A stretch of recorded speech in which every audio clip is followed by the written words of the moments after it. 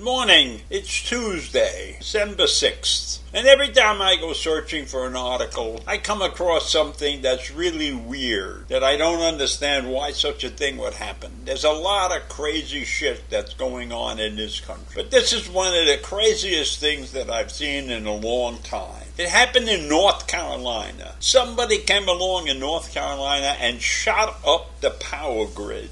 Now, power grid is my language. I'm calling it a power grid because several substations were shut up, Now, the power grid, this particular grid, served about 40,000 people. And right now, as I speak to you, since this happened about a day ago, there's still 30,000 people and businesses without power. Now, some businesses were able to start running again using generators. But what happened? Why? Why would somebody shoot up a power grid? I mean, I can understand if they were going to rob a bank or something and they shot up the power grid because they wanted the bank not to be able to run their alarm system or something like that, Some mass crime or something. But no, these people or person just shot up the power grid. Out of the clear blue sky. There was nothing going on in that particular region of North Carolina where I could say it's obvious to me there was a protest of some kind. And maybe there was a protest of some, but there was no note, there was nothing, there was no indication as to why they shot up this power grid. Now, maybe this person or persons was angry about something the electric company did. Maybe they overcharged them or something like that. The one good thing that I could say about this whole thing is that at least nobody was killed. This is not considered, I would imagine, a case of gun violence, although it's a terrible event because 40,000 people were without power at one point. And businesses are not going to run probably for a couple of days until the grid gets reset. So there's been an impact on a large group of people, on a large community, I would say. But at least nobody was killed. There was no mass murder. And maybe somebody had to get it off their chest, whatever they were angry about. Who knows? There was no note. There was nothing. So a very, very strange event in my mind. And according to the sheriff, these people knew exactly what they were doing. They didn't go in there and just shoot the place up. They aimed at specific pieces of this power station.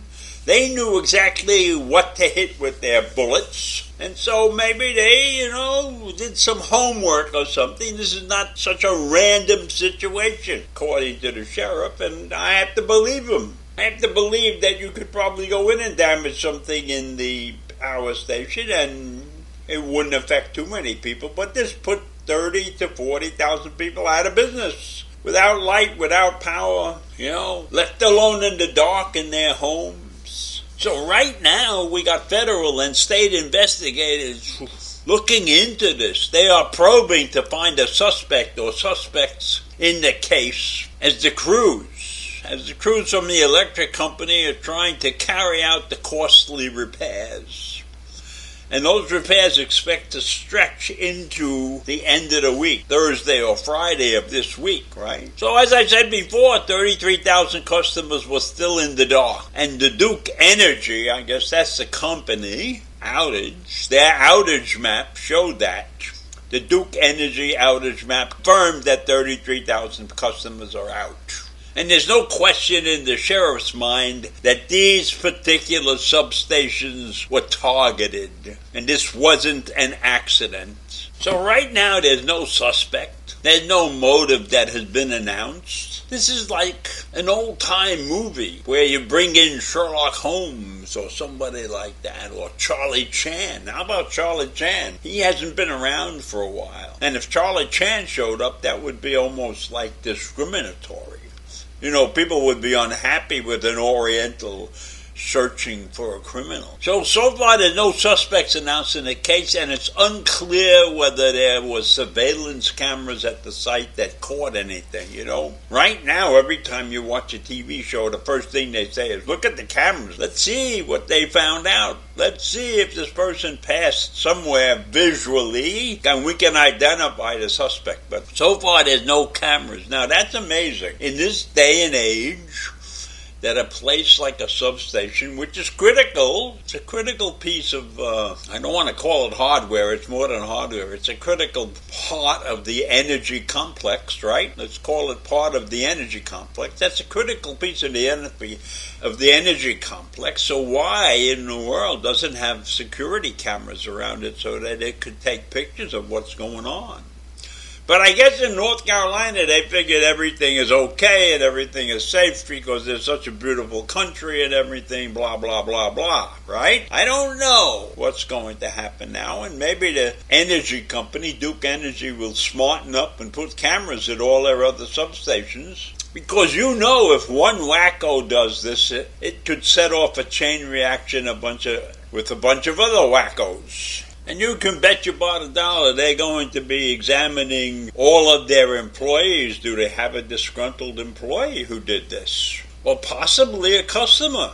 What happens if you have an unhappy customer and says, you know, I'm getting screwed with my electric bills. This is bullshit. I'm going to go down and turn that station into a pile of shit. You know? So there's a lot of stuff that the investigators, the local and the state investigators, have to consider. Employees, customers, strangers, people who don't like electricity, who knows? Maybe it's because there's too many electric cars on the road. I don't know. I'm searching in my mind for some reason why somebody would go and shoot up a power station. Because it doesn't make any sense to put 30 or 40,000 people into an uncomfortable situation. Now, maybe in that county they've done something to some of the citizens that have made them unhappy, you know. It is North Carolina, after all, and there's voting things that could be going on. There's a lot of different reasons why somebody could take out their anger on a power station. But I am sure that the investigators who are on the case have a list that they go by and how they're going to figure out what's happening. And I guess if they can find the bullets, they can figure out what kind of gun it was, and then they'll look for all those gun owners. So this is something that we'll keep an eye on and see who turns out to be the villain in this case, if they ever catch anybody. So I leave you with that. I leave you with the good thought that at least nobody was killed. Yes, 30,000 people, 40,000 people were uncomfortable for a short period of time. So that's it for today, and I'll see you in the morning. Bye.